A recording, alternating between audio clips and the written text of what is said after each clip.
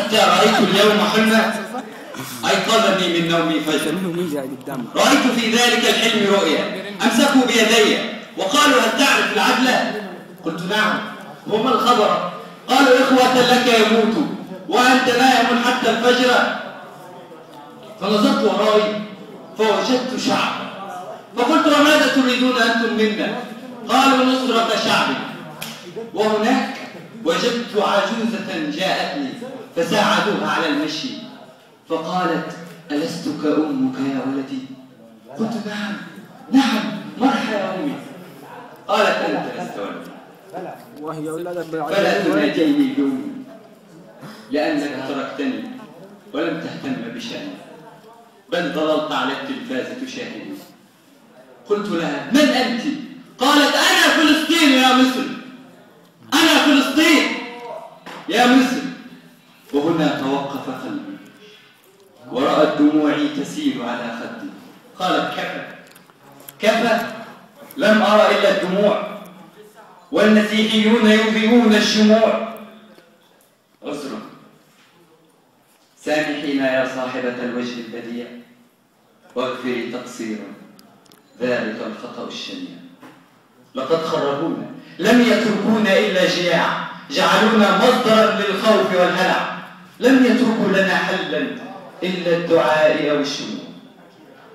وفجأة أتى القصف الرهيب فحملوني وقال هيا اهرب، فجريت ثم توقفت.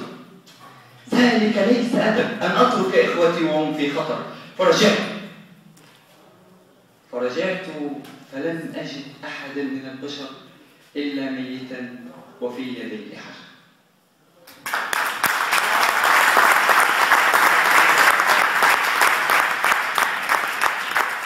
فرجعت فلم أجد أحدا من البشر إلا ميتا وفي يديه حجر.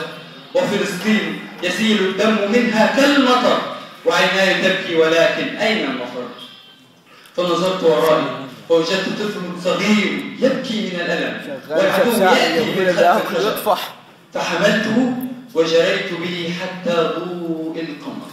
وهناك سألته عن اسمه قال قمر. فسألت ما هي أحلامك يا قمر؟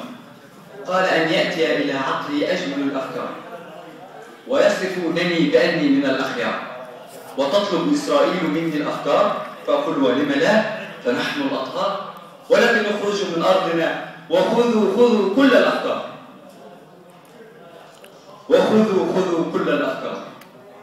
وحينها سمعنا جندي من الأشرار ضحك وقال أين الأطهار؟ فخرج الطفل وقال أنا قمر، فقتله الجندي من وراء الجدار. ثم ذهب في ذلك المسار. فناديت وسألت لماذا لم تقتلني؟ قال أنا لا أقتل إلا الأطهار، فهل بتركك إخوتك تكون من الأخيار؟